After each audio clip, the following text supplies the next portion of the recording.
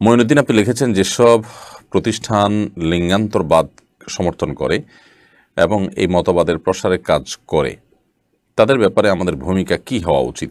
সেসব প্রতিষ্ঠানের সঙ্গে লেনদেন করা উচিত হবে কিনা? দেখুন, প্রথম কথা হলো যে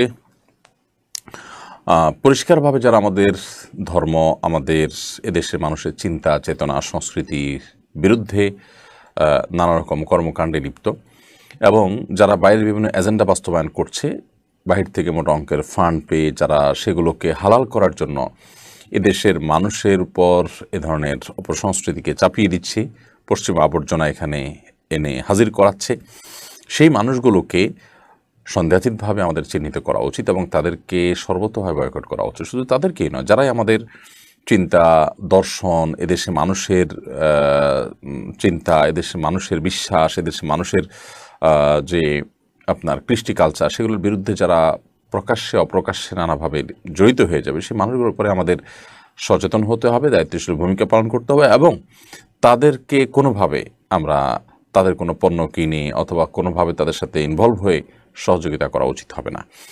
সন্দেহাতীতভাবে এটি আমাদের নৈতিক দায়িত্বের মধ্যে পড়ে। আল্লাহ তাআলা আমাদেরকে তৌফিক দান করুন এদেরকে সর্বতোভাবে বর্জন করা এবং তাদের মুখোন্মোচন করার। মারুফ হাসান আপনি লিখেছেন, জাতীয় কারিকুলামে পাঠ্যপুস্তকে ট্রান্সজেন্ডার বিষয় যুক্ত করার প্রতিবাদ করায় একটি বেসরকারি বিশ্ববিদ্যালয়ের শিক্ষককে বরখাস্ত করা হয়েছে, অথচ তিনি দৃশ্যত সে বিশ্ববিদ্যালয়ে কোনো নিয়ম লঙ্ঘন করেননি, বরং তিনি সরকারি একটি সিদ্ধান্তের প্রতিবাদ করেছেন। সে বিশ্ববিদ্যালয় এরকম গায়ে পড়ে প্রতিক্রিয়া দেখানোর কীভাবে দেখেন?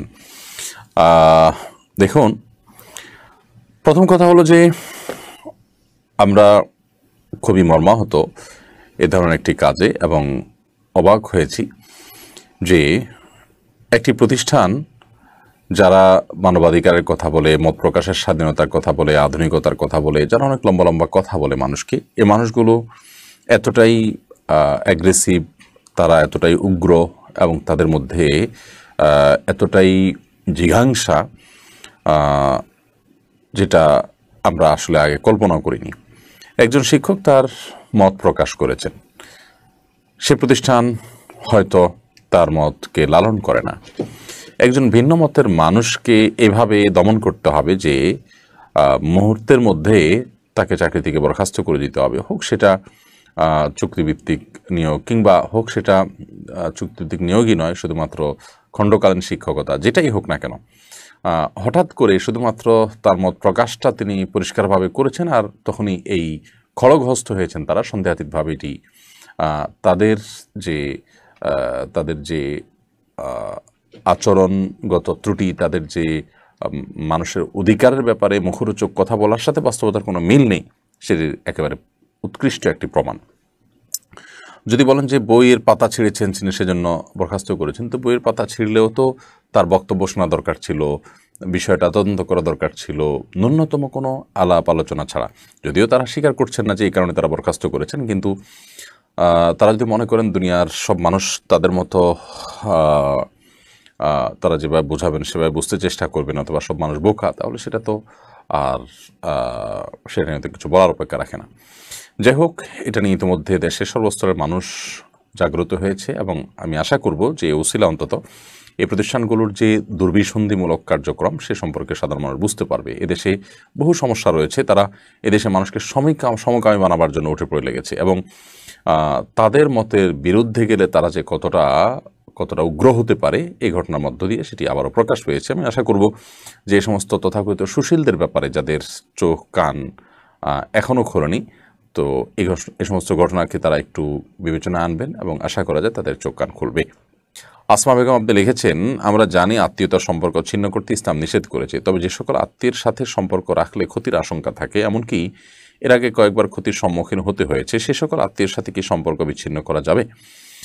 যে সমস্ত আত্মীয়ের সাথে সম্পর্ক রাখলে আপনি ক্ষতিগ্রস্ত হতে পারেন এবং ইতিমধ্যে বিভিন্নবার প্রমাণিত হয়েছে, অবশ্যই আপনি তাদের সাথে দূরত্ব বজায় রাখতে পারেন।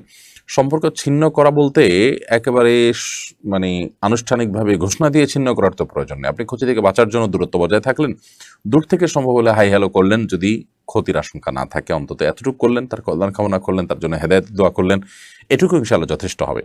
ইসলাম আপনাকে মোটেও এটা বলে না যে আপনি ক্ষতিগ্রস্ত হলেও যে তার সাথে গায়ে মাখামাখি করতে হবে, তার সাথে মেশামেশি করতে হবে, মোটেও সেরকম না। আত্মরক্ষার অধিকার এবং সুযোগ আপনার অবশ্যই আছে, তবে যতটুকু প্রয়োজন আত্মরক্ষার জন্য ততটুকুই আপনি দূরত্ব বজায় রাখবেন। জাহান ইয়াডি থেকে আপনি লিখেছেন, শিখদের গুরু দুয়ারায় প্রতি শুক্রবার সব ধর্মের লোকদের দুপুরে যে খাবার খাওয়ায় সেখানে মুসলিমরা কি খেতে পারবে? দয়া করে জানাবেন। প্রথম কথা হলো, এই খাবার তারা যে খাওয়ায় সেটার উদ্দেশ্য কি? তাদের ধর্মের প্রতি মানুষকে দুর্বল করা বা তার ধর্মের প্রচারের অংশ হিসাবে যদি হয়ে থাকে, অবশ্যই সেটি বর্জন করা উচিত। বিশেষ করে আমি পৃথিবীর কোনো কোনো দেশে দেখেছি যে শিখরা বিভিন্ন রকমের খাবার বিতরণ করে, বিভিন্ন রকমের সেবামূলক কাজ করে এবং সেগুলোর সাথে তাদের ধর্মের প্রচারপত্র ইত্যাদি বিলি করে থাকে। তো এই সমস্ত জায়গায় গিয়ে সেখান থেকে প্রভাবিত হওয়ার আশঙ্কা থাকলে অবশ্যই সেটি বর্জন করা উচিত মুসলমানদের, এবং সেটা গ্রহণ করা উচিত নয়। এছাড়া এটা পুজোর প্রসাদের মতো বিশেষ কোনো বরকতপূর্ণ খাবার মনে করে মানুষ খায় কিনা আমি জানি না। যদি হয়ে থাকে তাহলে সেটিও নিষিদ্ধ হবে। আর এমনিতে যদি সাধারণভাবে মানব সেবার অংশ হিসাবে খাওয়ায় তাহলে সেক্ষেত্রে সেটি খেতে অসুবিধা নেই। দেখতে হবে বিষয়টি কোন উদ্দেশ্যে করা হয় এবং তার মধ্যে কি আছে না আছে সেটি। এমনি শাওন আপনি লিখেছেন, ইচ্ছা করে নামাজ কাজা করে পরে কাজা নামাজ আদায় করলে কি সে ব্যক্তি কাফের হয়ে যাবে? ইচ্ছে করে যদি আপনি নামাজ কাজা করেন তাহলে সেক্ষেত্রে পরবর্তীতে আদায় করেন তো আদায় হয়ে যাবে, আপনি দায়মুক্ত হয়ে গেলেন। কিন্তু ইচ্ছাকৃতভাবে নামাজ ত্যাগ করা এটা কুফুরি। এই কুফুরি করলেই মানুষ কাফের হয়ে যাবে ব্যাপারটা সেরকম না। এটা নিয়ে ওলামাদের মধ্যে মত পার্থক্য আছে। ইচ্ছাকৃতভাবে সালাত ত্যাগ করা সম্পর্কে হাদিসে বলা হয়েছে, মান তারাকা সালাতা মুতাআম্মিদান ফাকাদ কাফারা, যে ব্যক্তি ইচ্ছাকৃতভাবে সালাত ত্যাগ করলো সে ব্যক্তি কুফুরি করলো। এখানে কুফুরি করলো বলতে কাফের হয়ে যাওয়ার অর্থটা যেমন হতে পারে, আবার সেটার ব্যাখ্যা জাস্ট কুফুরি করেছে, এটা কুফুরি কাজ। সব কুফুরি কাজ বা সব কুফুরি মানুষকে কাফেরে পরিণত করে না। ছোট একটি পার্থক্য এখানে আছে। তো এই জন্য ওলামাদের বা ইমামদের এবং এক্ষেত্রে স্কলারদের একাধিক মত রয়েছে। অনেকেই বলেন যে ইচ্ছাকৃতভাবে ঠান্ডা মাথা জেনে শুনে সালাত ত্যাগ করলে তার ইমান থাকে না। অন্যরা অবশ্য বলেছেন যে এরকম অবস্থাতেও মানুষের ইমান থাকে, যদি তার মধ্যে পরবর্তীতে অপরাধ বোধ কাজ করে বা ওই সময় অপরাধ বোধ কাজ করে, তাহলে সে বেঈমান হয় না। তো এই দ্বিতীয় মতটি অধিকতর শক্তিশালী আমরা মনে করি। মোহাম্মদ উদ্দিন আপনি লিখেছেন, 5 ওয়াক্ত নামাজের ভেতর কেন শুধু 3 ওয়াক্ত নামাজে কোরআন কারীমের তেলাওয়াত প্রকাশ্যে পড়তে হয়? এর হিকমত, এর রহস্য একমাত্র আল্লাহ তাআলাই ভালো জানেন, কারণ আল্লাহ তাআলা আমাদেরকে এটি জানান নাই। হাদিসে নবী সাল্লাল্লাহু আলাইহি ওয়াসাল্লাম এটি বলেন নাই। ওলামায়ে কেরাম গবেষকগণ অনেক গবেষণা করে নানা রকমের মত দিয়েছেন। আশরাফ আলী থানভী রাহমাতুল্লাহ আলাইহি সম্পর্কে শুধু এটি নয়, বিভিন্ন ইবাদতের সির রহস্য এগুলো সম্পর্কে তার পূর্ণাঙ্গ বই রয়েছে। কিন্তু সবচেয়ে বড় কথা হলো এটি যে কোরআন এবং হাদিসে কোথাও এগুলো রহস্য আমাদেরকে জানানো হয়নি। যেগুলো গবেষকরা বলেছেন এগুলো তাদের বিভিন্ন ধরনের গবেষণা মাত্র, এর বাইরে কিছু নয়। অতএব এ বিষয়ে আমরা আল্লাহ রাব্বুল আলামিনের উপরে ন্যস্ত করব। আল্লাহ সুবহানাহু ওয়া তাআলা যা নির্দেশ করেছেন তার প্রত্যেকটাই আমাকে আমার বিবেক বুদ্ধি দিয়ে যাচাই করে নিতে হবে। তাহলে সেক্ষেত্রে আল্লাহর প্রতি বিশ্বাস আর আস্থার আর জায়গাটা থাকলো কোথায়? আমার বিবেক বুদ্ধি কি আল্লাহ তাআলার সকল আদেশ নিষেধের রহস্য উদ্ঘাটন করে ফেলতে পারে? এরকম কি আদৌ সম্ভব যে মহান সৃষ্টিকর্তার সকল নির্দেশের রহস্য আমি উদ্ঘাটন করে ফেলবো?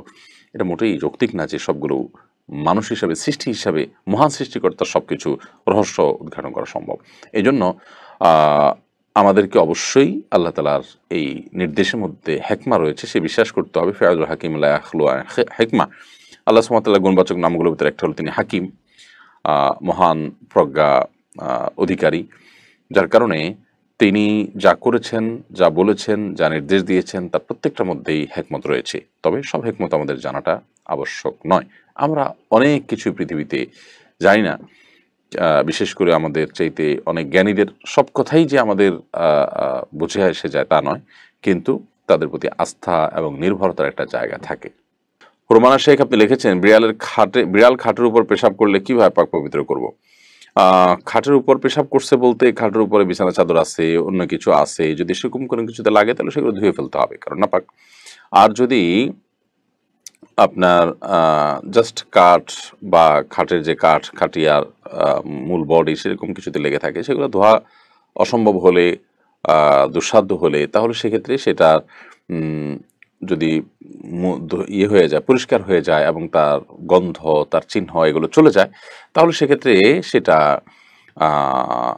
উপরে সাধারণ আপনার জাজিম ইত্যাদি রেখে তোষকে রেখে শোয়া যাবে। আর যদি জাজিম তোষকে পেশাব করে তাহলে সেটাকে রোদে দিয়ে বা যে কোনোভাবে এটার অপবিত্রতার আলামত ইত্যাদি দূর করে ফেললেই সেটা পাক হয়ে যাবে।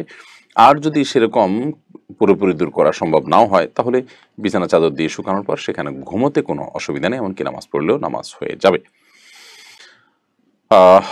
মোহাম্মদ আবদুল্লাহ মাজিদ আপনি লিখেছেন, এক লোক আমার কাছ থেকে 10,000 টাকা ঋণ নিয়েছিল 20 বছর আগে। সর্বোচ্চ চেষ্টা করার পরও টাকাগুলো দেয়নি। এখন 20 বছর পর টাকাগুলো ফেরত দিতে রাজি হয়েছেন। এখন জানতে চাই এই টাকার জাকাত কিভাবে দিতে হবে। এখন যদি আমি এই টাকার জাকাত দেই তবে তো সব টাকাই শেষ হয়ে যাবে। দেখুন, জাকাত দিয়ে যেতে হবে। ঋণের টাকা যিনি ঋণ দিয়েছেন, যিনি টাকার মালিক, তিনি জাকাত দিবেন, কারণ টাকার মালিক তিনি। যদিও অনেক ওলামা একরাম বলেছেন যে ঋণের টাকা বহু বছর পেলে শুধু শেষ যে বছর পেয়েছে ওই বছর জাকাত দিতে হবে। ইবনে সাইম রহমতুল্লাহ সৌদি আরবে তিনি এই মত পোষণ করেন, তবে এটা অন্যান্য ওলামাদের মতের খেলাফ। অন্যান্য ওলামা একরামের মত হলো যে টাকার যিনি মালিক, যিনি ঋণ দিয়েছেন, তিনি জাকাত দিবেন।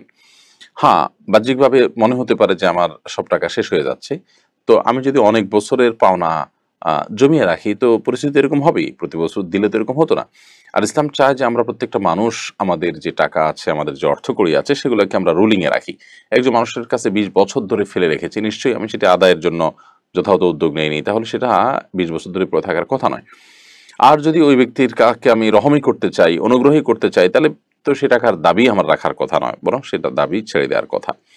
তো খোলাসা কথা হলো যে জাকাত আমাকে দিয়ে যেতে হবে। সেটা যদি জমি অনেক টাকা বেশি হয়ে যায় তো মেনে নিতে হবে। জাকাতকে এটাকে জরিমানা বা অর্থদণ্ড এরকম কোনো কিছু হিসাবে ট্রিট করা যাবে না, বরং এটা আমার আখরাতের পুঁজি। আমি 20 বছর তাকে ছাড় দিতে পেরেছি, তো আল্লাহর জন্য 20 এই টাকা আমি দান করতে পারি না আল্লাহর কাছে বিনিময়ের আশায়। বিষয়টা দৃষ্টিভঙ্গির ব্যাপার। এমডি রাজ আহমেদ আপনি আমাদের ইউটিউব চ্যানেলে প্রশ্ন করেছেন, অভিশাপের ব্যাপার ইসলাম কি বলে? অভিশাপ কি পুরো একটা বংশে লাগতে পারে কিনা? প্রথম কথা হলো যে অভিসম্পাত করা ভালো জিনিস নয়। নবী সাল্লাল্লাহু আলাইহি সাল্লাম তিনি লাআন তাআন ছিলেন না, হাদিসে পরিষ্কার বলা হয়েছে তিনি অভিসম্পাতকারী ছিলেন না। অভিসম্পাত করা এটা কোনো ভালো জিনিস না। আল্লাহ তাআলা অভিসম্পাত করা মানে কি? আল্লাহ তাআলার রহমত থেকে বঞ্চিত হওয়ার দোয়া করা, তার মানে বদদোয়া করা।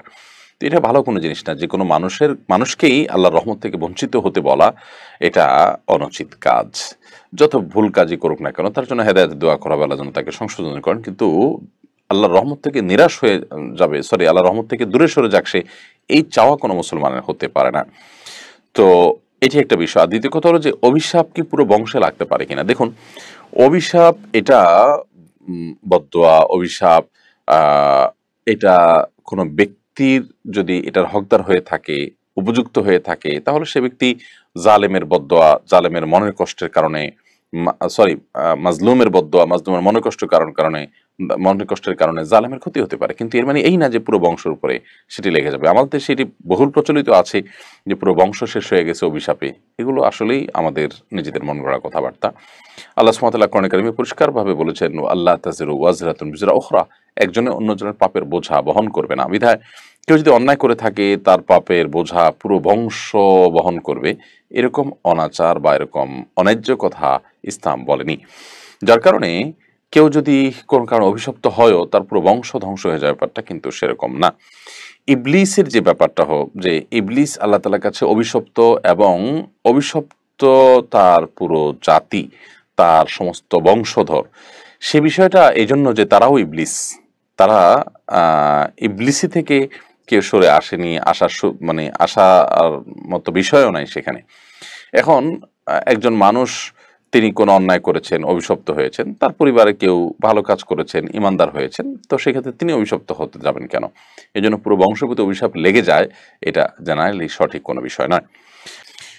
রোমানা তানহা আপনি লিখেছেন, আমার 6 বছরের একটা মেয়ে প্রায় 1 মাস অসুস্থ থাকার পর মারা গেছে, সে কি জান্নাতি? আমি প্রায় স্বপ্নে দেখি ও অসুস্থ, এর কারণে ওর জন্য আমাদের করণীয় কি?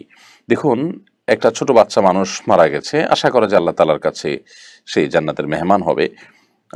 তবে এই বাচ্চা, তার জন্য আপনাদের কিছু করার নাই, আপনারা দোয়া করবেন যেন সে আপনাদের জন্য সুপারিশকারী হতে পারে। কিয়ামতের ময়দানে যেন সেই সৌভাগ্য আপনাদের অর্জন হয়, সেই সুযোগ যেন আল্লাহ তাআলা দান করেন। এই দোয়াটা করতে থাকবেন। এর বাইরে আর কোনো বিশেষ কিছু করার নেই।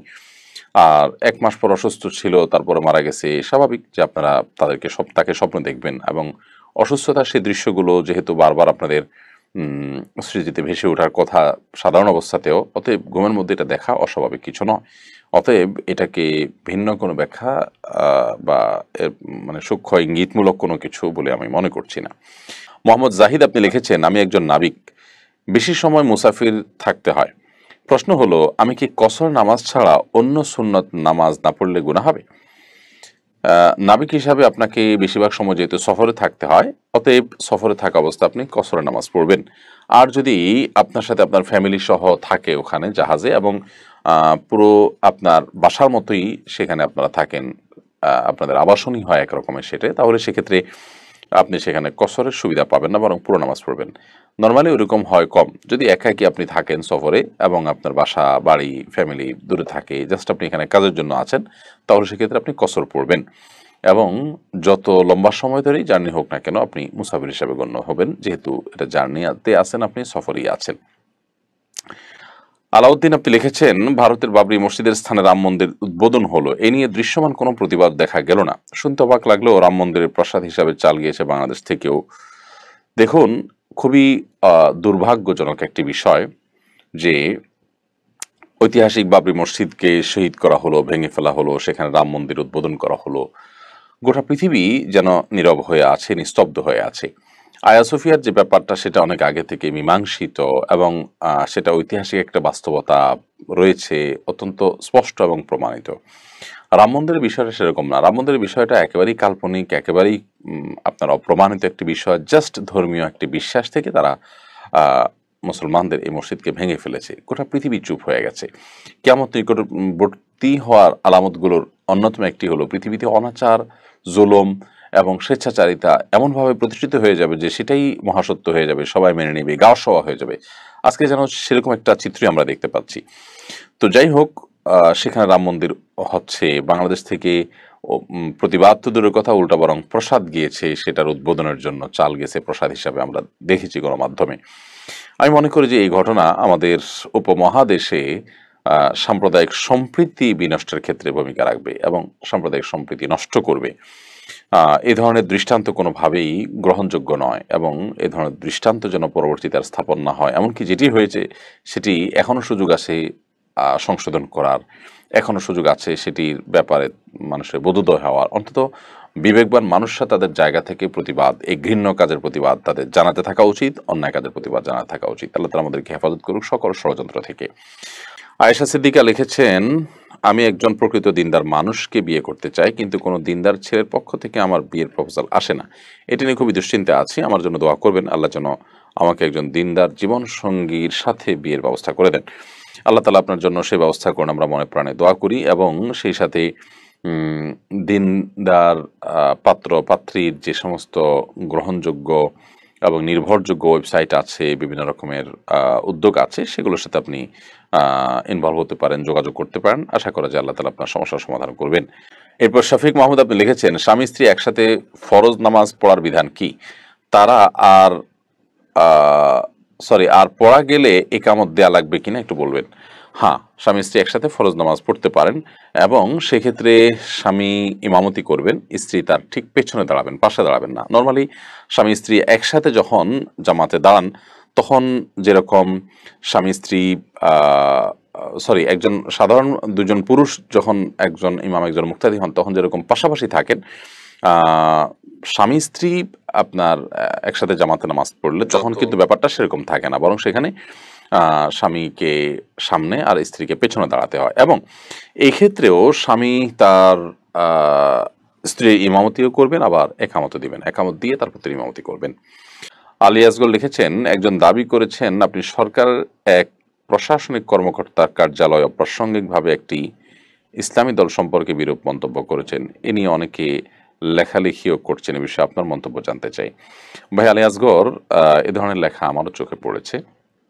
আমি অত্যন্ত দ্ব্যর্থহীনভাবে পরিষ্কার করে জানাতে চাই যে কোনো সরকারি কর্মকর্তার কার্যালয়ে কোনো ইসলামিক দল সম্পর্কে বিরূপ মন্তব্যের কোনো ঘটনা আমার দ্বারা ঘটেনি। যে বা যারা এটা লিখছেন আল্লাহ তাআলা তাদের অন্তরের খবর জানেন, তারা কেন এই সমস্ত করছেন এবং কি উদ্দেশ্যে তারা করছেন।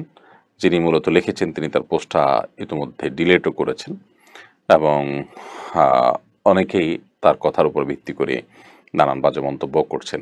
সবচেয়ে অবাক হয়েছি যখন দেখি যে একজন মানুষের মুখের কথার উপর আরেকজন মানুষের চরিত্রে আমরা কালিমা দিচ্ছি। ইসলামের এই বেসিক বিষয়টা আমার জানা নাই যে একজন মানুষ কারো সম্পর্কে কোনো বিরূপ মন্তব্য করলেই শুধুমাত্র সেটার উপর বিশ্বাস করে একজন মানুষের চরিত্রে হনন করা, একজন মানুষ সম্পর্কে মন্দ ধারণা করার রাইট ইসলাম আমাকে দিয়েছে কিনা। কাফা বিল মারই কাযিবান আন ইউহাদ্দিসা বিকুল্লি মা সামিআ। মানুষ মিথ্যাবাদী হওয়ার জন্য এটুকুই যথেষ্ট যে সে কারো কথা শুনেই সে বিশ্বাস করলো, কোনো প্রমাণ, তথ্য, উপাত্ত কোনো কিছুর প্রয়োজন মনে করল না। তো এ ধরনের ঘটনা আমাকে ব্যথিত করেছে এবং আমি অবাক হয়েছি। ব্যক্তিগতভাবে আমি কোনো একজন ব্যক্তিরও সমালোচনা বা তাকে নিয়ে কটু মন্তব্য করা এটা আমার নেচারে নাই। আলহামদুলিল্লাহ আমি এগুলো থেকে বেঁচে থাকার চেষ্টা করি, আল্লাহ আমাকে সে তৌফিক দিয়েছেন। নর্মালি আমি কারোর ব্যক্তির নাম নিয়ে সমালোচনা করি না, সেখানে কোনো দল সম্পর্কে বিরূপ মন্তব্য করা বা বাজে কথা বলা এটা তো প্রশ্নই ওঠে না। আল্লাহ তাআলা হেদায়েত দান করুন। যারা কোনো প্রমাণ ছাড়া নিছক মন গড়া কথা বলে মানুষকে বিভ্রান্ত করে, আমি তাদের হেদায়েত কামনা করি, ছাড়া আর বেশি কিছু বলার আমার নেই। মোহাম্মদ মামুন হুসাইন আপনি লিখেছেন, পায়খানার প্যান পূর্ব অথবা পশ্চিমে বসালে কি পাপ হবে? দেখুন, পেশাব এবং পায়খানা কেবলার দিকে ফিরে করা নিষেধ। অতএব পূর্ব বা পশ্চিম দিকে বসালে সেটি গুনাহ হবে অবশ্যই। বরং উত্তর দক্ষিণে করা উচিত বা পূর্ব পশ্চিমকে অ্যাভয়েড, মানে কেবলাকে অ্যাভয়েড করা উচিত। কেবলাকে সামনে কিংবা পিছনে রেখে টয়লেটের ওয়াশরুমের কাজ সারা উচিত না। যারা পৃথিবীর বিভিন্ন দেশে বসবাস করছেন সে সমস্ত দেশে এই সুযোগ নেই। যেখানে নাই নিরুপায় সেখানে আপনি সম্ভব হলে কেবলাকে অ্যাভয়েড করে বসবেন, আর সম্ভব যদি না হয় কোনোভাবে তাহলে সেক্ষেত্রে এটা বড় কোনো গুনাহ হবে না। তারপর আপনি নিরুপায় হিসাবে আশা করা যায় আল্লাহ তাআলা আপনাকে মাফ করবেন। তবে যদি সেখানে সেটা পরিবর্তন করার কোনো স্কোপ থাকে, সুযোগ থাকে, সেই উদ্যোগ আপনার নেওয়া উচিত। আর এই জন্যই তো অমুসলিম প্রধান দেশে সমাজে বসবাস করার ব্যাপারে ইসলাম নিরুৎসাহিত করেছে, কারণ সেখানে দিন এবং ইসলাম পরিপূর্ণভাবে পালন করা সম্ভব হয় না। এরপরে জান্নাতুল ফেরদৌস প্রিয়া এই আইডি আপনি লিখেছেন, আমার স্বামী নামাজ পড়তে চায় না, ওনার জন্য দোয়া করবেন। বোন জান্নাতুল ফেরদৌস, আল্লাহ তাআলা আপনার স্বামীকে ৫ ওয়াক্ত সালাত আদায় করার তৌফিক দান করুন। আমরা অবশ্যই দোয়া করি আপনার জন্য, আমাদের দর্শকরাও দোয়া করবেন আমাদের বোনের জন্য, এবং আরও অনেক এরকম তার প্রিয়জনদেরকে দ্বীনের পথে, ইসলামের পথে, সলাতের পথে আনতে চান কিন্তু তারা আসতে চায় না। আমরা দোয়া করি আল্লাহ তার কাছে তাদের সকলের জন্য, আল্লাহ তাআলা তাদের সকলকে হেদায়েত দান করুন। তুলি শেখ আপনি লিখেছেন, একজন মুসলিম পুরুষের দায়িত্ব কর্তব্য কাদের প্রতি বেশি, স্ত্রী সন্তান নাকি ভাই বোনদের? দেখুন, স্ত্রী সন্তানদের প্রতি ভরণ পোষণ দেওয়ার কর্তব্য বেশি, আর ভাই বোনদের প্রতিও তার কর্তব্য রয়েছে। সেটা হলো যদি ভাই বোন নিরুপায় হন, ছোট হন, বাবা না থাকেন, সেক্ষেত্রে বড় ভাইয়ের উপরে তাদেরও ভরণ পোষণ দেওয়ার কর্তব্য হয়ে যায়। অর্থাৎ ভাই বোনদের ভরণ পোষণটা সবসময় বড় ভাইয়ের উপরে বর্তায় না, কিন্তু স্ত্রী সন্তানদেরটা সবসময় বাবার উপরে বর্তায়। অতএব দেখতে হবে যে পরিস্থিতিটা কেমন। যদি এমন হয় যে ভাই বোন ছোট, বাবা নাই এবং ভাই হিসাবে তার গাদে দায়িত্ব আসে, তাহলে সেক্ষেত্রে স্ত্রী সন্তানের মতো তাদেরও ব্যয়ভার বহন করা তার কর্তব্যের অংশ বিধায় সেই কাজটি কিন্তু তাকে করতে হবে। তো এটা আপেক্ষিক বিষয়। তবে হ্যাঁ, এটা ঠিক যে স্ত্রী ও সন্তানদের প্রতি সম্পদ খরচ করা, ব্যয় করা এটা তার উপরে কর্তব্য। স্ত্রীর ব্যাপারটা হলো যে স্ত্রীর সাথে যতদিন বৈবাহিক সম্পর্ক আছে ততদিন তার ভরণ পোষণ দেওয়ার কর্তব্য, কিন্তু সন্তানদেরটা সবসময়ের জন্য, ভাই বোনদেরটা সবসময়ের জন্য, বিশেষ করে যতদিন তারা প্রাপ্তবয়স্ক না হয়। আর বোন যদি হয় তাহলে সেক্ষেত্রে মেয়ে মানুষ হওয়ার কারণে বাবা না থাকলে, বড় ভাই থাকলে তাদের উপরে বর্তা যদি অবিবাহিত হয়ে থাকেন তার ব্যয়ভার বহন করা, আর বিবাহিত হলে তখন স্বামী তার ব্যয়ভার বহন করবেন। ভাই তখন আত্মীয়তার বন্ধন রক্ষা করার জন্য যা দরকার সেটুকু করবেন, সুসম্পর্ক বজায় রাখবেন, তাদের কল্যাণ কামনা করবেন, ইত্যাদি ইত্যাদি কাজগুলো করবেন। আব্দুল মামুন আপনি লিখেছেন, হিজরা কত ধরনের হতে পারে? পুরুষ হিজরা, নারী হিজরা, এরকম ব্যবধান আছে কিনা? হিজড়াদের হিজড়া বিয়ে করতে পারবে কিনা, তাদের সম্পর্কে ইসলাম কি বলে? দেখুন, তৃতীয় লিঙ্গের মানুষ আমরা যাদেরকে বলি বা হিজড়া, তাদের মধ্যে যাদের শরীরের কাঠামো পুরুষের দিকটা তাদের মধ্যে বেশি, তাহলে সেক্ষেত্রে তারা ট্রিটমেন্টের মাধ্যমে পরিপূর্ণ পুরুষ হয়ে যেতে পারেন। যেহেতু তারা পুরুষই মূলত, নারীর দিকটা তাদের মধ্যে হালকা পাতলা আছে, তারা ট্রিটমেন্টের মাধ্যমে, সার্জারির মাধ্যমে তারা পরিপূর্ণ পুরুষ হওয়ার রাইট রয়েছে। এর বিপরীতে একজন তার শরীরের কাঠামো সম্পূর্ণ নারীত্বের, সামান্য হয়তো পুরুষ হওয়ার কোনো দিক, পুরুষের কোনো দিক আছে তার মধ্যে, তাহলে সেটাও ট্রিটমেন্ট করে তিনি পরিপূর্ণ নারীত্ব গ্রহণ করতে পারেন, এই সুযোগ রয়েছে তার। তবে একজন আস্ত পুরুষ তার শুধুমাত্র মনের সমস্যার কারণে তিনি নারী হয়ে যাবেন কিংবা নারী পুরুষ হয়ে যাবেন, এই সুযোগ কিন্তু ইসলাম রাখেনি। এটা পরিষ্কারভাবে নাজায়েজ এবং আল্লাহ সৃষ্টিতে পরিবর্তন করার শামিল। বিধায় দুটির মধ্যে পার্থক্য আছে। আর হিজড়া বা তৃতীয় লিঙ্গের মানুষ তারা আল্লাহর বান্দা, শরীয়তের সমস্ত বিধিবিধানগুলো তাদের জন্য প্রযোজ্য হবে, এবং যেটি বলেছি যে তাদের মধ্যে কোন দিকটা প্রাবল্য রয়েছে সেটার উপর ভিত্তি করে ওই ক্যাটাগরিতে পড়ে সেই ক্যাটাগরির বিধান তাদের জন্য প্রযোজ্য হবে। আর কিছু কিছু হিজড়া বা তৃতীয় লিঙ্গের মানুষ আছে যাদেরকে বলা হয় খুনসায় মুশকিল, অর্থাৎ তাদের কোনো এক দিকে ফেলা কঠিন হয়ে যায়। তাদের ইস্যু নিয়ে ওলামা একরামের দীর্ঘ আলোচনা রয়েছে, দীর্ঘ গবেষণা রয়েছে, এবং এটা নিয়ে নানান মতও রয়েছে। তবে এটা ঠিক যে মানুষ হিসাবে তাদের অধিকার পরিপূর্ণভাবে দেওয়ার কথা ইসলাম বলে, তাদের মর্যাদা দেওয়ার কথা বলে, তাদের কর্ম, তাদের শিক্ষা সবকিছু তাদের পাওয়ার অধিকার রয়েছে। তাদেরকে সামাজিকভাবে কোণঠাসা করে রাখার সুযোগ নেই, তাদেরকে অপমানিত করারও সুযোগ নেই, বিধায় সেটি আমাদেরকে মাথায় রাখতে হবে। তামিম খান লিখেছেন, শরীরের মধ্য থেকে কালো তিল তুললে কি গুনাহ হবে? দেখুন, কালো তিলটা যদি অসুস্থতার পর্যায়ে পড়ে, বিরক্তির পর্যায়ে পড়ে, আপনার জন্য সমস্যার পর্যায়ে পড়ে, তাহলে সেক্ষেত্রে আপনি এটা তোলার জন্য সার্জারি ইত্যাদি করতে পারেন। কিন্তু এছাড়া যদি আপনি এটি সার্জারির উদ্যোগ নেন, এটি আপনি কোনো জাস্ট শরীরে সৌন্দর্যের জন্য যদি এরকম কিছু করেন, নতুন করে এক জায়গা তিল অন্য জায়গা হলে সুন্দর হবে সেখানে সেট করলেন, এরকম যদি হয় সেটা ইসলামের শরীয়তের দৃষ্টিকোণ থেকে গ্রহণযোগ্য নয়।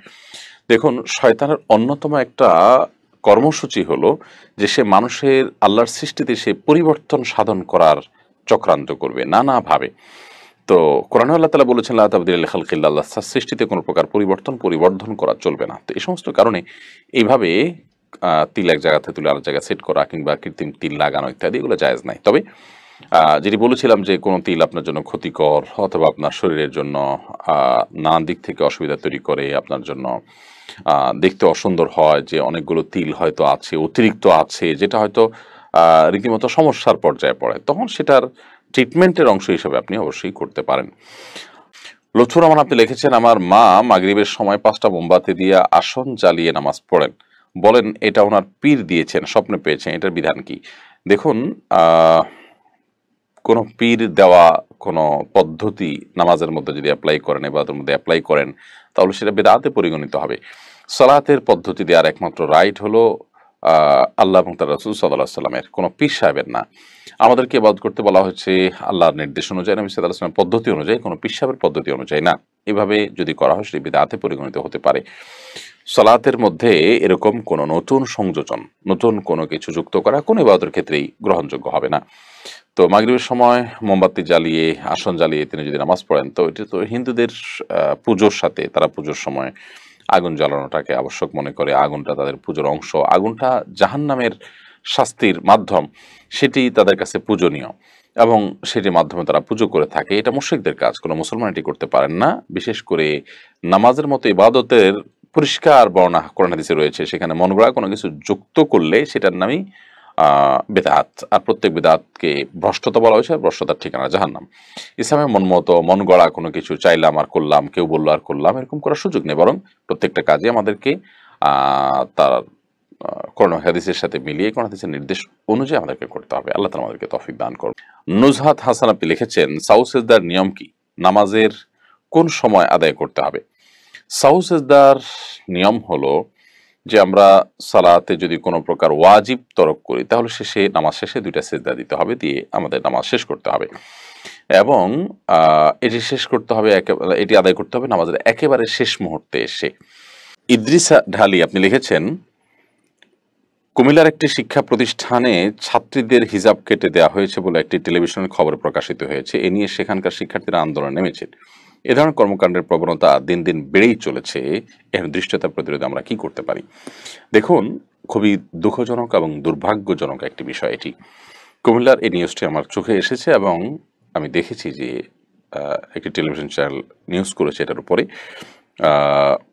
যে আমাদের বাংলাদেশের মতো একটা দেশ যেখানে সংখ্যাগরিষ্ঠ মানুষ মুসলমান, যে দেশের প্রত্যেকটা মানুষ ধর্মপ্রাণ, সেই দেশে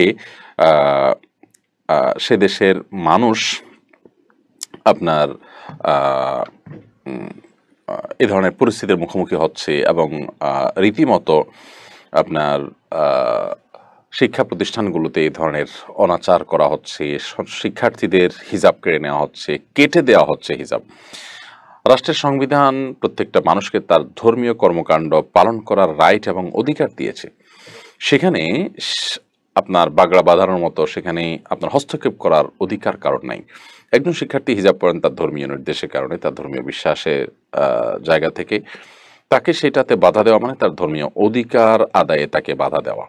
এটি পরিষ্কারভাবে সংবিধান লঙ্ঘন আমরা মনে করি। এগুলোর বিরুদ্ধে গণ আন্দোলন হওয়া উচিত। আমি সেই শিক্ষা প্রতিষ্ঠানের শিক্ষার্থীদেরকে বলবো, দৃষ্টান্তমূলক শাস্তির আগ পর্যন্ত ঐক্যবদ্ধভাবে আন্দোলন করুন এবং প্রত্যেকে একে অন্যের পাশে দাঁড়াবার চেষ্টা করুন। এই দৃষ্টতাগুলো যারা দেখায় তাদের এই দৃষ্টতা দেখানো বন্ধ হওয়া উচিত। এবং কদিন আগে আমরা ইসলাম বিশ্ববিদ্যালয় কুষ্টিয়ার কথাও শুনেছি যে সেখানে একজন নারী শিক্ষার্থী তিনি হিজাব করেছিলেন। তার হিজাব নেকাব অবস্থা থাকার কারণে তাকে পরীক্ষা অংশগ্রহণ করতে দেওয়া হয়নি। এটাও রীতিমতো স্পর্ধা। বিশ্ববিদ্যালয়গুলোতে দিন দিন এগুলো বেড়েই চলেছে। যারা ভিন্ন মতকে শ্রদ্ধা করার কথা বলেন, যারা মানুষকে মানবাধিকারের কথা বলেন, মত প্রকাশের স্বাধীনতার কথা বলেন, অন্যের মতামতের প্রতি রেসপেক্ট করার কথা বলেন, এই হলো তাদের রেসপেক্টের অবস্থা। এ লোকগুলোর চাইতে উগ্র, এদের চাইতে সন্ত্রাসী, এদের চাইতে আপনার চরমপন্থী সমাজে আর কে আছে? বিধায় এদের বিরুদ্ধে সামাজিক আন্দোলন গড়ে তুলতে হবে। মুসলিম প্রধান দেশে বা ধর্মপ্রাণ মানুষদের দেশে, দেশের সকল ধর্মের মানুষই ধর্মপ্রাণ, সেখানে ধর্মবিরোধী কোনো কাজ, কোনো উদ্যোগ, কোনো অ্যাপ্রোচ, কোনো বিষয় কখনো গ্রহণযোগ্য হতে পারে না। নিরাপত্তার অজুহাত, বিভিন্ন অজুহাত যতই দেই আমরা, কোনোভাবে সেগুলো গ্রহণযোগ্য নয়। নিরাপত্তা নিশ্চিত করার জন্য, তল্লাশি করার জন্য বহুবিধ উপায় আছে। অতএব সেই উপায়গুলো অবলম্বন করতে হবে, কিন্তু কোনোভাবে কোনো শিক্ষার্থীর ধর্মীয় স্বাধীনতায় হস্তক্ষেপ করার কোনো সুযোগ নেই। এটার বিরুদ্ধে প্রত্যেকটা মানুষকে যার যার জায়গা থেকে কাজ করতে হবে, না হলে এই অসভ্যতা এবং এই নোংরামো এবং এই স্পর্ধা দেখানো এটা দিন দিন বাড়তেই থাকবে। ফাহমিদুর রহমান আপনি লিখেছেন, হিজড়াদের প্রতি সমাজ ও রাষ্ট্রের কোনো দায়বদ্ধতা নেই, তাদের সঙ্গে কি ধরনের আচরণ কাম্য? দেখুন, হিজড়াদের প্রতি রাষ্ট্র এবং সমাজের অবশ্যই দায়িত্ব রয়েছে এবং রাষ্ট্র এবং সমাজ অন্য 10টি মানুষের মতোই তাদের সাথে আচরণ করা উচিত। তাদেরকে একঘরে করে রাখা, কোণঠাসা করে রাখার সুযোগ নেই এবং এই সুযোগটাই আজকে নেওয়া হচ্ছে এবং এই সুযোগে আপনার সমকামকে আপনার এই নামে চালিয়ে দেওয়ার অপচেষ্টা চলছে। এজন্য একজন দায়িত্বশীল মানুষ হিসেবে আমরা প্রত্যেকে যার যার জায়গা থেকে চেষ্টা করা উচিত যেন তারা কোনোভাবে নিগৃহীত না থাকে, কোণঠাসা না থাকে, অপমানিত না থাকে এবং তারা যে সামান্য চাঁদা টাদা তুলে খায় এই পদ্ধতিও বন্ধ হওয়া উচিত। এই জন্য তাদেরকে পুনর্বাসন করা দরকার। আলহামদুলিল্লাহ, সমাজে সবার আগে ওলামা ইকরাম এগিয়ে এসেছেন এবং আমরা জানি ঢাকার কামারচরে, সিলেটে একাধিক জায়গায় বিভিন্ন জায়গায় মাদ্রাসা তৈরি হয়েছে তাদের জন্য আলাদা, এবং সেই স্পেশালাইজড মাদ্রাসাতে তাদেরকে পাঠদান করা হচ্ছে, জ্ঞান অর্জনের সুযোগ করে দেওয়া হচ্ছে এবং সেখান থেকে তাদের কর্মসংস্থান হতে পারে, তাদের জীবনের মোড় পরিবর্তন হতে পারে। এই উদ্যোগটা মেডিকেল টেস্টের মাধ্যমে তাদের নিরূপণ করে, যাতে করে কেউ এই সুবিধা অসৎভাবে নেওয়ার চেষ্টা করতে না পারে, সেজন্য মেডিকেল টেস্টের মাধ্যমে তাদেরকে নিরূপণ করে তারপর তাদেরকে অবশ্যই সমাজের যে মূলধারার মানুষ আছে তাদের সাথে সংযুক্ত করা উচিত এবং তাদেরকে সকল সুযোগ সুবিধা দিয়ে দেওয়া উচিত। কাজী আলমগীর লিখেছেন, মা যদি কোনো কারণে বদদোয়া করে ফেলেন তাহলে বাঁচার উপায় কি?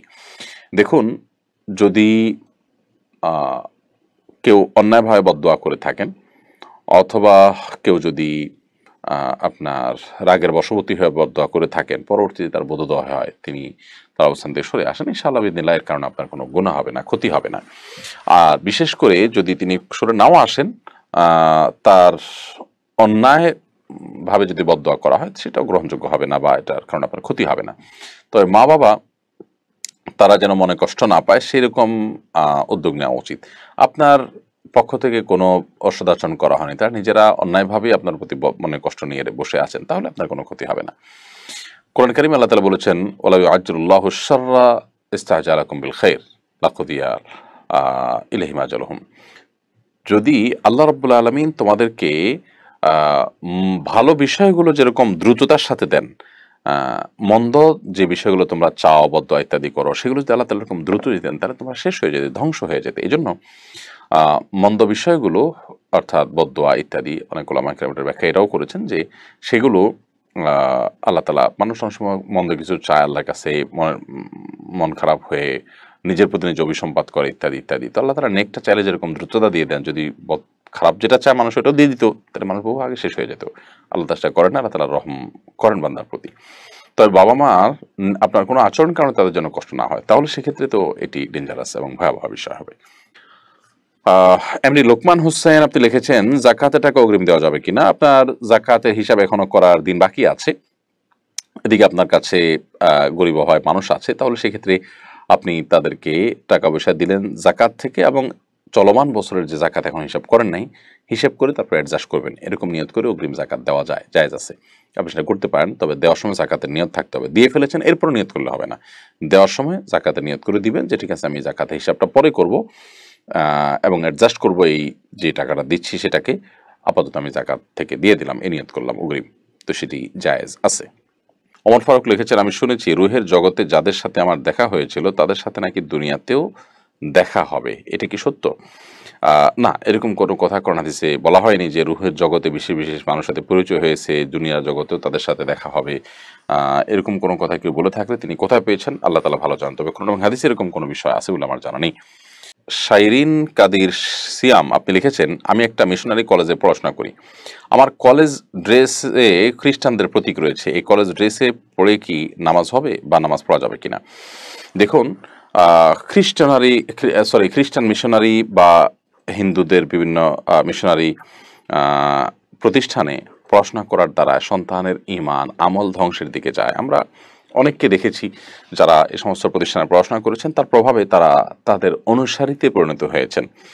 তো ঈমান আমল নষ্ট হতে পারে, এরকম জায়গায় পড়াশোনা করা উচিত না। মানুষের জীবনের পড়াশোনাটা এত গুরুত্বপূর্ণ হয়ে যায় না যে তার ঈমান চলে গেলেও সে সেটাকে ধরে রাখবে, বিধায় এই বিষয়ে আমাদের দায়িত্বশীল ভূমিকা থাকা উচিত। আর বিশেষ করে যারা তাদের ধর্মীয় প্রতীক ইত্যাদি সেখানে আপনাকে রাখতে বাধ্য করবে, তো সেটা তো কোনো অবস্থাতেই গ্রহণযোগ্য হতে পারে না, বিধায় আপনি প্রয়োজনীয় শিক্ষা প্রতিষ্ঠান পরিবর্তন করবেন। এমনি হেমায়েত উদ্দিন খুলনা এই আইডি থেকে আপনি লিখেছেন মসজিদের টাকা কি ঈদগাহের খরচ করা যাবে? মসজিদের টাকা মসজিদেই খরচ করতে হবে, ঈদগাহে খরচ করা যাবে না।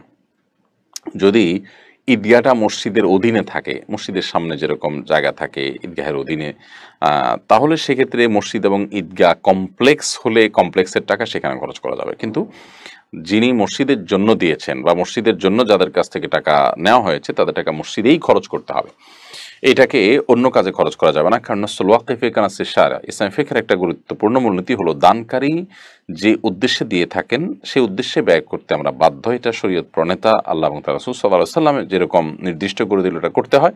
কোনো দানকারী যদি কোনো কিছু নির্দিষ্ট করে দেন যে এটা মসজিদ, এটা মাদ্রাসা, এটা অমুক, এটা তমুক কাজের, তাহলে সেখানে সেটা ব্যয় করতে হয়। বাশার শাহ আপনি লিখেছেন আমার একজন বন্ধু মসজিদের সামনে গিয়ে হাত তুলে মোনাজাত করে, আবার খ্রিস্টানদের গির্জায় ইবাদত করে, আবার হিন্দুদের মন্দিরে গিয়ে পুজো করে, তারপরে কিছু বলুন।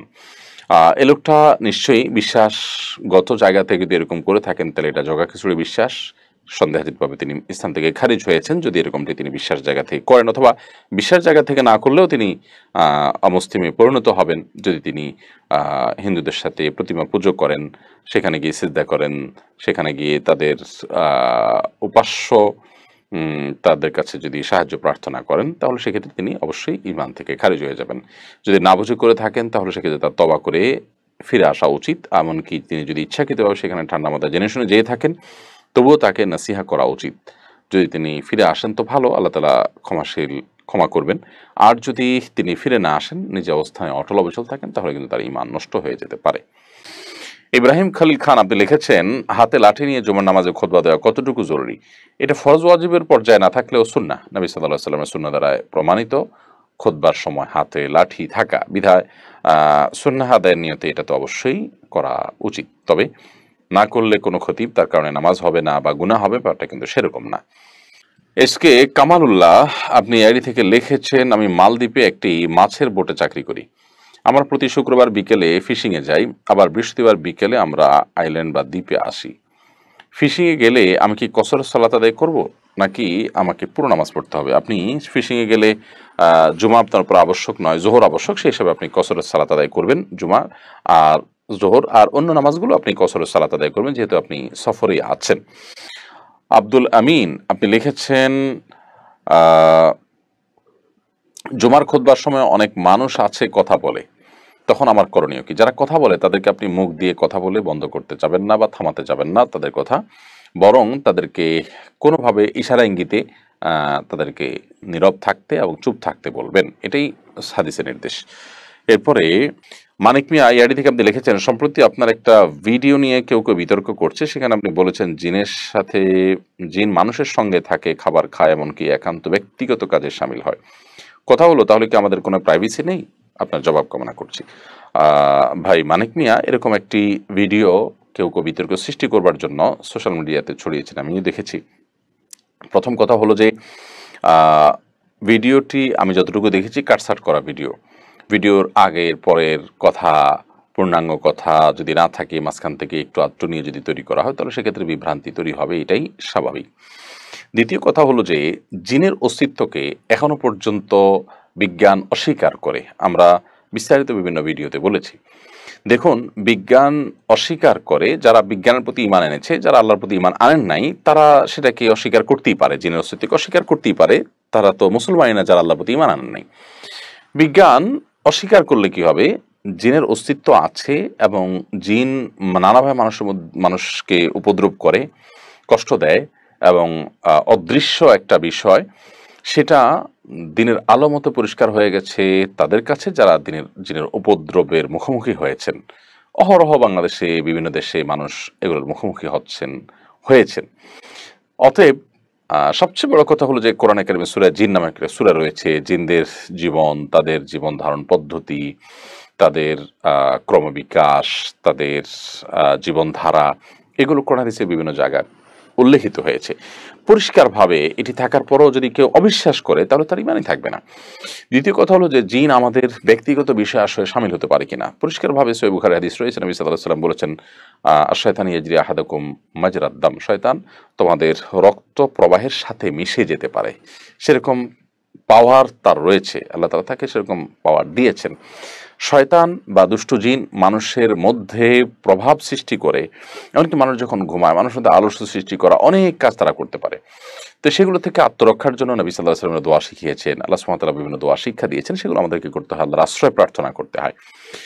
তো হাদিসে পরিষ্কারভাবে বলা আছে, কোনো মানুষ যখন বাসায় প্রবেশ করে, তিনি যদি আল্লাহর নাম নিয়ে প্রবেশ করেন, সালাম দিয়ে প্রবেশ করেন, তাহলে সেক্ষেত্রে তার সাথে প্রত্যেকটা মানুষের সাথেই দুষ্ট জিন এবং শয়তান থাকে। তখন সে তার সাথে প্রবেশ করতে পারে না সে বাসায়, এবং নিরাপদে থাকেন তিনি। আর যদি তিনি বিসমিল্লাহ না বলেন ঢুকে পড়েন, তাহলে শয়তান তার সাথে ঢুকে পড়ে এবং বলে, যদি ঢুকতে না পারে তাহলে বলে লা মাবিতা লাকুম, তা আজকে এখানে তোমাদের থাকার সুযোগ হলো না, কারণ একটা বিসমিল্লাহ পড়ে ফেলেছে, আল্লাহর নাম নিয়ে ঢুকেছে। আর যদি আল্লাহর নাম নিয়ে না ঢুকে, সালাম নিয়ে না ঢুকে, বিসমিল্লাহ পড়ে না ঢুকে, তাহলে সেক্ষেত্রে শয়তান তার সাথে ঢুকে। একইভাবে খাবার খাওয়ার সময়ও যদি বিসমিল্লাহ না বলে, তাহলে সেক্ষেত্রে শয়তান তার সাথে শামিল হয়। আর যদি বিসমিল্লাহ বলে, তাহলে শয়তান আর শামিল হতে পারে না। এভাবে একান্ত আমাদের খাওয়া, ঘুম, ব্যক্তিগত বিষয়াশয়গুলোতেও শয়তান আমাদের সাথে শামিল হতে পারে, আমাদের উপরে ভর করতে পারে, আমাদেরকে ক্ষতিগ্রস্ত করতে পারে। এই বিষয়গুলো একেবারে দিনের আলোর মতো পরিষ্কার। বিশেষ করে হাদিসের আলোকে, আমি যে হাদিস পেশ করেছি সেটির আলোকে, বিধায় এটিকে যদি কেউ অস্বীকার করেন, তাহলে সেক্ষেত্রে হাদিসকে অস্বীকার করা হবে। এবং নবী সাল্লাল্লাহু আলাইহি ওয়াসাল্লাম আমাদেরকে যে পরিষ্কার কিছু আমল শিক্ষা দিয়েছেন, সে আমলগুলো করাটাই হলো সমাধান। বিসমিল্লাহ প্রত্যেকটা কাজের শুরুতে থাকা। আল্লাহ তাআলা আমাদেরকে বোঝার তৌফিক দান করুন। তবে এটা ঠিক যে ভিডিওতে কাটছাঁট রয়েছে এবং আকপাচ করা হয়েছে। পূর্ণাঙ্গ বক্তব্য থাকলে বা আশপাশের সব কথাগুলো সঠিকভাবে যদি উপস্থাপিত হতো, আমার মনে হয় না যে এটা নিয়ে ধোঁয়াশা তৈরি হতো।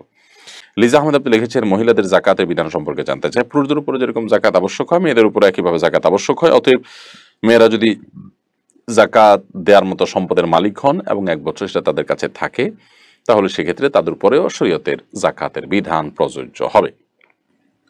নওশিন আক্তার শ্রাবণী আপনি লিখেছেন, দ্রুত বিয়ের জন্য কি আমল করতে পারি জানাবেন। আল্লাহ সুবহানাহু ওয়া তাআলার কাছে সাধারণভাবে দোয়া করবেন। সাধারণ যে দোয়া আছে সে দোয়াগুলো আল্লাহ তাআলার কাছে নিবেদন করবেন, আল্লাহ যেন সমস্যার সমাধান করেন এবং আপনার দিলের তামান্না যেন পূরণ করেন। এর বাইরে আলাদা করে স্পেসিফিক আমল নেই। আপনি সূরা ফুরকান ৭৪ নম্বর আয়াতে যে দোয়া রয়েছে, রব্বানা হাব লানা মিন আজওয়াজিনা ওয়া যুররিয়াতিনা কুররাতা আয়ুন ওয়াজআলনা লিল মুত্তাকিনা ইমামা, সে দোয়াটি বেশি বেশি পাঠ করতে পারেন। অ্যাঞ্জেলিনা এআইডি থেকে আপনি লিখেছেন, জন্ম মাসে বিবাহ করা যাবে না, এই কথা কি সঠিক? দেখুন, জন্ম মাসের সাথে বিবাহের কোনো সম্পর্ক নাই। যে মাসে জন্ম হয়েছে ওই মাসে বিয়ে হতে পারে, যে তারিখে জন্ম হয়েছে ওই তারিখে বিয়ে হতে পারে। এগুলো কুসংস্কারাচ্ছন্ন কথা যে ওই মাসে বিয়ে করা যাবে না। মোহাম্মদ জনি লিখেছেন, মোবাইলে ভালো খারাপ দুইটাই থাকে, খারাপটাই বেশি। এখন মোবাইলে কোরআন শরীফের অ্যাপস ডাউনলোড করে কোরআন শরীফ পড়া যাবে কিনা? মোবাইলে ভালো মন্দ দুইটাই থাকে, তারপরও আপনি মোবাইলে কোরআনে কারিমের অ্যাপ ডাউনলোড করে সেটা আপনি সেখান থেকে কোরআন তেলাওয়াত করতে পারবেন। তবে খারাপ কোনো কিছু যদি মোবাইলে থাকে সেটি দূর করার উদ্যোগও আপনাকে গ্রহণ করতে হবে। হ্যাঁ, খারাপ জিনিস মুসলমানের জন্য থাকা জায়েজ নাই। এমনকি কোরআন মাজিদ এর অ্যাপ যদি নাও থাকে তারপরও খারাপ কিছু মোবাইলের মধ্যে রাখা জায়েজ নাই। অতএব দেখতে হবে যে সেখানে খারাপ কোনো কিছু আপনি রেখেছেন কিনা। যদি রেখে থাকেন তাহলে মোবাইলে কোরআনের অ্যাপ থাকুক আর না থাকুক, সর্বাবস্থায় আপনার এই কাজটা বর্জন করা দরকার। সুমাইয়া হোসেন সুমা আপনি লিখেছেন, কন্যা সন্তান লাভের জন্য কি বিশেষ আমল আছে কোনো? কন্যা সন্তান লাভের জন্য বিশেষ কোনো আমল নেই। আল্লাহ তাআলার কাছে চাইবেন যে আল্লাহ তাআলা আপনি আমাকে নেক সন্তান দান করুন, আমি আপনার কাছে নেক সন্তান চাই, একজন নেক কন্যা সন্তান চাই, এরকম আল্লাহর কাছে চাওয়া যেতে পারে। এমনি কবির আশফাক আপনি লিখেছেন, দাড়ি না উঠে থাকলে দাড়ি গজানোর জন্য কি শেভ করা যাবে? দাড়ি না উঠে থাকলে সবর করবেন, দাড়ি না উঠলে তো আপনার গুনাহ হবে না, কিন্তু শেভ করতে যাবেন না। বিশেষ করে দাড়ি নাই সেখানে খালি মুখে আপনি যদি শেভ করেন আপনার ত্বকের জন্য ভালো কিছু হওয়ার কথা নয়, কিন্তু দাড়ি নেই উপর দিয়ে আপনি শুধুমাত্র শেভ করছেন, কোনো দাড়ি আপনি চাচ্ছেন নাই, তাহলে তো আপনি গুনাহগার হবেন না। বাট আল্লাহ তাআলা ফায়সালার উপরে সন্তুষ্ট থাকা এবং স্বাভাবিক অবস্থার জন্য অপেক্ষা করাই হলো বুদ্ধিমানের কাজ। কোনো মেডিসিন ব্যবহার করা বা এরকম কোনো কিছু না করাই উচিত। কিন্তু যদি কেউ করেন তাহলে গুনাহ হবে না, যেহেতু তার দাড়ি নেই যে তিনি দাড়ি শেভ করা গুনাহগার হচ্ছেন। তহুরা নূর আপনি লিখেছেন, আইয়ামে বীজের রোজা কি ২টা রাখা যাবে? আইয়ামে বীজের রোজা ৩টি। ২টি রাখলে আইয়ামে বীজের রোজা হবে না, সাধারণ নফল রোজা হবে সেটি। যেহেতু নবী সাল্লাল্লাহু আলাইহি ওয়াসাল্লাম ৩টি নির্ধারণ করে দিয়েছেন, সেখানে মন গড়া আপনার সংখ্যা আমি ঠিক করে ২টা করলাম, ১টা করলাম, তো সেটা হবে না। একটা হলো যে আপনি ৩টা রাখতে চেয়েছেন, কোনো কারণে পারেন নাই, ২টায় রাখতে পেরেছেন, তো আল্লাহ তাআলা আশা করে যে আপনাকে ৩টা রাখার আইয়ামে বীজের রোজা রাখার সওয়াব দান করবেন, যেহেতু আপনি চেষ্টা করেছেন। নওশীন আক্তার শ্রাবণী লিখেছেন, আমার বয়স ২৩, আমার বিয়ের জন্য সম্বন্ধ আসে, সব ঠিক হয় কিন্তু বিয়ে ভেঙে যায়, আমার জন্য দোয়া করবেন এবং কোনো আমল থাকলে বলবেন।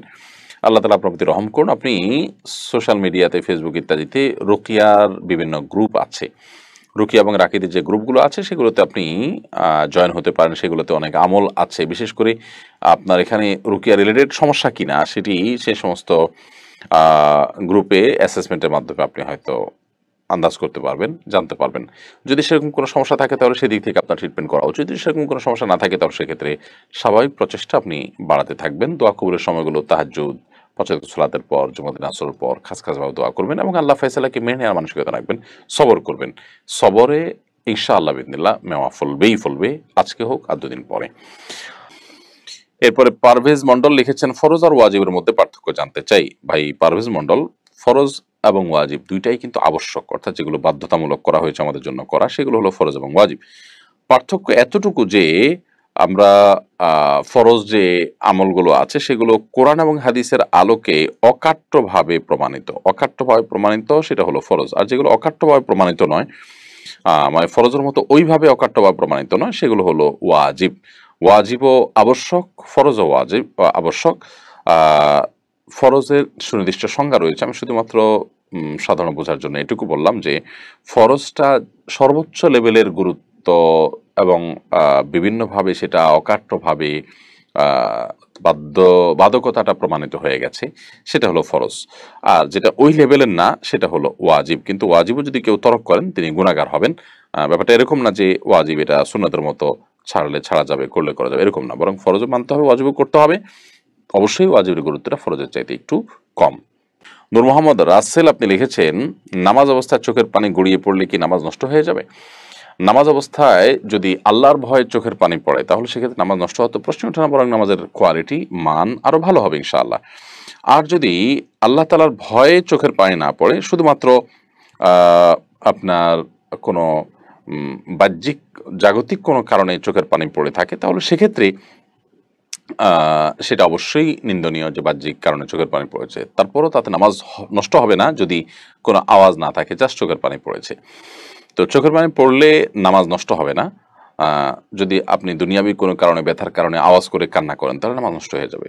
আর যদি দিনই কারণে আখিরাতের কথা স্মরণ হয়ে আপনার কান্না আসে তাহলে সেক্ষেত্রে এটা প্রশংসনীয় হয় বরং। তাহলে সেক্ষেত্রে চোখের পানি কোনো অবস্থাতে নামাজ ভঙ্গকারী হয় না, নামাজ নষ্ট হওয়ার কোনো কারণ হয় না। তবে সেটা যদি আখিরাতের কারণে হয় তাহলে সেক্ষেত্রে সওয়াবের বিষয় সেটা আরও প্রশংসনীয়। আল্লাহর ভয়ে কান্নাকাটি করা ভালো জিনিস। আর যদি দুনিয়ার কারণে হয় তাহলে সেটা প্রশংসনীয় যে নামাজের মধ্যে আপনি দুনিয়ার ভেতরে প্রবেশ করেছেন। ফাতেমা বেগম আপনি লিখেছেন, রুকু থেকে ওঠার সময় সামি আল্লাহু লিমান হামিদা ভুলে গেলে কি নামাজ হবে? সামি আল্লাহু লিমান হামিদা আপনাকে বলতে হবে। এটা আপনি যদি ভুলে যান শেষে সিজদা সহ দিয়ে দিবেন, যেহেতু আপনি ওয়াজিব তরক করেছেন। আউয়াল হোসেন চান আপনি লিখেছেন, আকিকার গোশত কি সন্তানের বাবা মা খেতে পারবে? দেখুন, আকিকার গোশত সন্তানের বাবা মা খেতে পারবে, অন্য কাউকে খাওয়াতে পারবে, কোনো অসুবিধা নেই। আমাদের সমাজে প্রচলিত আছে যে সন্তানের বাবা মা আকিকার গোশত খেতে পারবে না। এটা নিছকই আমাদের ভুল ধারণা এবং কুসংস্কারাচ্ছন্ন বিশ্বাস। কোরআন হাদিসে এরকম কোনো কথা বলা হয়নি যে সন্তান এর বাবা মা সন্তানের আকিকার গোশত খেতে পারবে না, বরং তারা সন্তান জন্ম দিয়েছেন, তারা তো আরো বেশি করে সেই গোশত খাবেন, কারণ আল্লাহ তাআলার পক্ষ থেকে এটি নিয়ামত, তাদের জন্য খেতে পারবেন তারা, কোনো অসুবিধা নেই। রাউফুল্লাহ খান আপনি লিখেছেন, আমাদের প্রতিষ্ঠানে বৈদ্যুতিক হিটার নিষিদ্ধ, কিন্তু ঠান্ডার কারণে যদি হিটারের পানি গরম করে খাই তাহলে সেটা কি হারাম হিসাবে গণ্য হবে? হারাম তো হবেই না, তবে প্রাতিষ্ঠানিক নিয়ম শৃঙ্খলা ভঙ্গ করার কারণে জিনিসটা অনুচিত হবে, ছোট গুনাহের পর্যায়ে পড়বে। সেজন্য যথাসম্ভব আপনার কষ্ট করে হলেও প্রতিষ্ঠানের নিয়মটা আপনার মেনে চলা উচিত। প্রতিষ্ঠানের নিয়ম নিশ্চয়ই সবার কল্যাণার্থে করা হয়েছে, যদি সবার কল্যাণার্থে করা হয়েছে অতএব ইমানদার সুশৃঙ্খল হবেন, তিনি দায়িত্বশীলদের মেনে চলবেন। আল্লাহ সুবহানাহু ওয়া তাআলা উলুল আমরদের নির্দেশ মেনে চলতে বলেছেন, অর্থাৎ যারা অর্ডারের মালিক, যারা নির্দেশের মালিক, তাদের নির্দেশগুলো মেনে চলা, অর্থাৎ দায়িত্বশীলদের নির্দেশকে মেনে চলার কথা ইসলাম বলেছে, কোরআন বলেছে। যার কারণে আপনার চেষ্টা করা উচিত যথাসম্ভব তাদেরকে মেনে চলা, যদিও তাদের নির্দেশটা কোরআন হাদিসের নির্দেশ না যে ফরজ নির্দেশের মতো এটা তরক করলে, লঙ্ঘন করলে ফরজ ওয়াজিব তরক হয়ে যাবে, এটা সেরকম না, কিন্তু তারপর যথাসম্ভব আপনার তাদের নির্দেশনাকে মেনে চলার চেষ্টা করা উচিত। ফাহিম এআইডি থেকে আপনি লিখেছেন, সহশিক্ষার একটি প্রতিষ্ঠানে একজন শিক্ষক হিসাবে চোখের হেফাজত করার বিধান কি? রাস্তায় চলার পথে কঠোরভাবে হেফাজত করা হলেও পড়ানোর সময় চোখ নিচে রাখা যায় না এবং বিভিন্নভাবে স্টুডেন্টদের সাথে ইন্টারেক্ট করতে হয় পড়ানোর স্বার্থে, এক্ষেত্রে বিধান কি জানতে ইচ্ছুক। দেখুন, জটিল, যদি সম্ভব হয় মেয়ে শিক্ষার্থীদেরকে আলাদা করে বসানো বা গ্রুপ করা বা এমনভাবে বসানো যে আপনি যে নজরকে হেফাজত করতে পারেন সেই চেষ্টা করবেন। সংগ্রাম এবং যুদ্ধ আপনাকে চালাতে হবে। যদি কোনোভাবে নিজেকে নিয়ন্ত্রণ করতে না পারেন তাহলে সেক্ষেত্রে বিকল্প চিন্তা আপনার করতে হবে। প্রয়োজনে শুধু ছেলেদের পড়ানোর মতো সুযোগ থাকলে সেদিকে আপনাকে যেতে হবে। আসলে কিয়ামত যত নিকটবর্তী হয়ে যাচ্ছে দিনের পরে চলাটা আমাদের জন্য কঠিন থেকে কঠিনতর হয়ে যাচ্ছে। দুনিয়াটা ইমানদারের জন্য এমনিতেই জেলখানা, সেটা কিয়ামত যত নিকটবর্তী হবে আরো বেশি হবে। সেরকম একটা পরিস্থিতির মধ্য দিয়ে আমরা কিন্তু সময়গুলো পার করছি।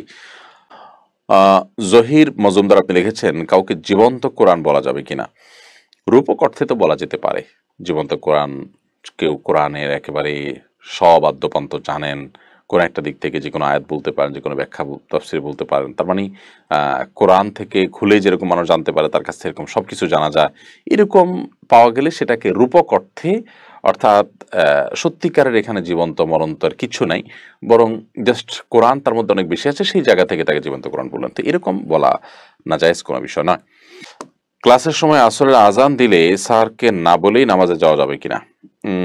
ভদ্রতার খাতিরে অবশ্যই আপনি অনুমতি নিয়ে যাবেন।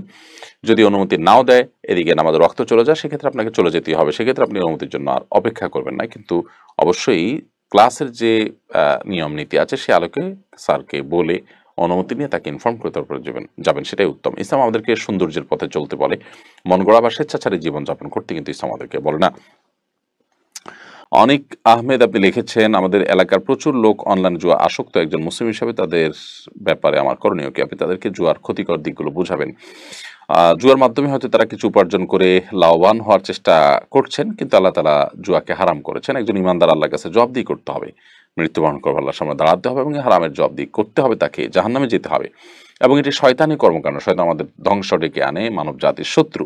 বাহ্যিকভাবে এখানে লাভ দেখানো হলো, এটি আমাদের ধ্বংস ডেকে আনে। কত পরিবার নিঃস্ব হয়ে গেছে বাংলাদেশে, ক্যাসিনো কাণ্ডে কত মানুষ ধ্বংস হয়ে গেছে আমরা দেখেছি। বিধায় এই ফাঁদে না পড়ে তাকে কর্মমুখী জীবনযাপন, স্বাভাবিক জীবনযাপনের জন্য আপনি পরামর্শ দিবেন এবং দোয়াও করবেন ইনশাআল্লাহ তাআলা। এইসব শাহাবুদ্দিন তাওহিদ আপনি লিখেছেন, নিজ স্ত্রীকে আদর করে বোন ডাকলে তার বিধান কি? স্ত্রীকে বোন ডাকা এটা নিষেধ। নবী সাল্লাল্লাহু আলাইহি ওয়াসাল্লাম এরকম একটা ঘটনার প্রেক্ষিতে তিনি পরিষ্কারভাবে নিষেধ করেছেন, স্বামী স্ত্রী একে অন্যকে ভাই বা বোন ডাকবেন না। অন্য কোনোভাবে ডাকবেন, কিন্তু ভাই বোন ডাকবেন না, যেহেতু ভাই বোন মাহরামদের অন্তর্ভুক্ত এবং তাদের সাথে বৈবাহিক সম্পর্ক করা হারাম। বিধায় স্বামী স্ত্রীর পরস্পরকে সেই সম্পর্কে নাম দিয়ে তারপর ডাকাটা অনুচিত কাজ। প্রিন্স শরীফ হাসান আপনি লিখেছেন, বিভিন্ন হতাশার সময় আত্মহত্যার চিন্তা মাথা আসলে করণীয় কি? অবশ্যই একজন সাইকোলজিস্ট বা সাইকিয়াট্রিস্ট আপনি দেখাবেন, এবং কোরআন এবং হাদিসে আত্মহত্যা যে হারাম, আত্মহত্যার ভয়াবহ দিক, আত্মহত্যার কঠিন শাস্তির কথা হাদিসে বলা হয়েছে, এবং আত্মহত্যার চিন্তা মাথায় আসে ইমানদার যখন পরিপূর্ণ হতাশ হয়ে যায়, আল্লাহ থেকে নিরাশ হয়ে যায়, আশা ছেড়ে দেয়।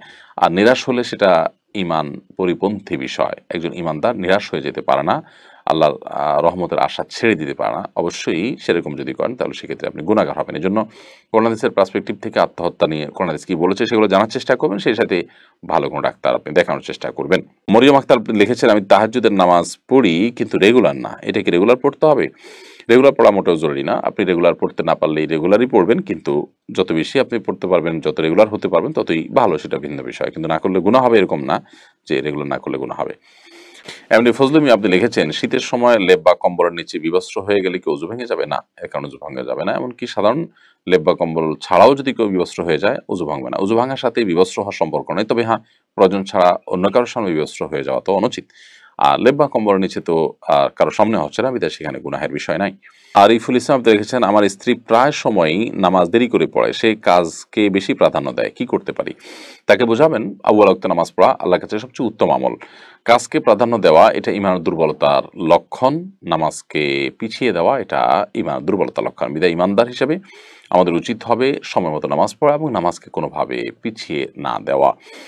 এবং মামুনরা অনেকেই তাদের নামাজগুলোকে নষ্ট করে ফেলেন, যে ঘরোয়া কাজ করে তিনি গোসল করে একসাথে নামাজ পড়বেন। শয়তান তাদেরকে বোঝায় যে বোধহয় একসাথে ফ্রেশ নামাজ পড়লে বেশি সওয়াব হবে, অথচ আউয়াল ওয়াক্তে শুরুর দিকে নামাজ পড়লে সওয়াবটা তার জন্য অবশ্যই বেশি হবে, সেটি তাদের বোঝানো উচিত। তাসনিম সাবিহা আপনি লিখেছেন, একজন মুসলিম নারী হিসেবে আমার জীবন ব্যবস্থা কেমন হওয়া উচিত? অবশ্যই আল্লাহ তাআলা আনুগত্য করে কোরআন সুন্নাহর আলোকে নিজের জীবনকে গড়া উচিত। আল্লাহ তাআলার নির্দেশ মোতাবেক চলা উচিত এবং পরিবার সদস্যদেরকে আল্লাহর নির্দেশের পথে আহ্বান করা উচিত, চেষ্টা করা উচিত, তাদের জন্য দোয়া করা উচিত। আরজানা শিরিন ইসলাম আপনি লিখেছেন, পর্দার মধ্য থেকে নন মাহরামের সাথে কথা বলা কতটুকু ইসলাম সম্মত? পর্দার মধ্যে থেকে নন মাহরামের সাথে প্রয়োজনীয় কথা বলতে পারেন। আল্লাহ সুবহানাহু ওয়া তাআলা বলেছেন, ওয়াকুলনা কাওলাম মারুফা। মেয়েরা তাদেরকে স্বাভাবিক কথা, সাধারণ কথা বলতে বলা হয়েছে, কণ্ঠের মধ্যে কোমলতা সৃষ্টি করা ছাড়া প্রয়োজনীয় কথা আপনি বলতে পারেন পর্দার মধ্যে থেকে। স্বপ্নের নৌকা এডি থেকে আপনি লিখেছেন, স্বামীকে নিয়ে দেশের বাইরে চলে গেলে কি গুনাহ হবে? শুনেছি যে নিজের জন্মস্থান ছেড়ে চলে যায় সে নাকি নবী সাল্লাল্লাহু আলাইহি ওয়াসাল্লামের উম্মত নয়। না, এরকম কোনো কথা নেই। তবে অমুসলিম প্রধান এলাকায় যদি চলে যান, সেখানে সবাই অমুসলিম, সেখানে গিয়ে ঈমান আমল ধরে রাখা কঠিন হয়, বংশধর বেঈমান হয়ে যাওয়ার আশঙ্কা থাকে, তাহলে সেরকম জায়গায় যাওয়া জায়েজ নাই। বিশেষ করে যদি সেখানে শুধুমাত্র একটু ভালো থাকার জন্য যান। আর যদি দাওয়াতের উদ্দেশ্যে যান, সেখানে ইসলাম প্রচার করবেন, অন্যদেরকে ইসলামের দিকে আকৃষ্ট করবেন, ইসলামের সৌন্দর্য তুলে ধরবেন, দাওয়াত মূল উদ্দেশ্য হয়, তাহলে সেক্ষেত্রে সেটি জায়েজ হতে পারে। জান্নাতুল নিশি আপনি লিখেছেন, আমার ছেলে ৮ মাস বয়সে মারা গেছে, সে কি জান্নাতে বড় হবে নাকি যে বয়সে মারা গেছে ওই বয়সেই থাকবে? মারা যাওয়ার পর আর বড় হওয়ার সুযোগ নেই, সে ওই বয়সেই থাকবে ইনশাআল্লাহ তাআলা। এমডি আতিকুর রহমান আলম লিখেছেন, কোন মেয়ের নাম কি আয়াত রাখা যাবে? রাখা যেতে পারে। আয়াত মানে নিদর্শন, কোন মেয়ের নাম নিদর্শন হতে পারে, আল্লাহর নিদর্শন সেই অর্থে। আমরা প্রত্যেকেই আল্লাহর নিদর্শন, আল্লাহ সৃষ্টির হিসাবে আল্লাহর স্রষ্টার অস্তিত্বের স্বাক্ষর আমাদের অস্তিত্ব দিচ্ছে, সেই হিসাবে আমরা আয়াত আল্লাহ নিদর্শন হতেই পারি, কোনো মেয়ের নাম রাখতে অসুবিধা নেই।